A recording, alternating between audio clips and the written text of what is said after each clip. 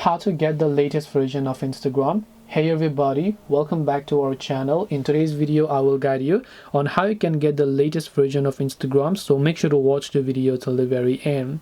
So if you want to get the latest version of Instagram, what you actually need to do is you need to go ahead and then actually open up the Instagram application here. And once you launch the Instagram app, you're gonna see this type of interface where what you need to do is you need to actually, let's say you're facing some type of bugs and you're not having some features missing out on your Instagram app, you have to update it. So open up your Play Store or your App Store. In the search box, just go ahead and then type in Instagram.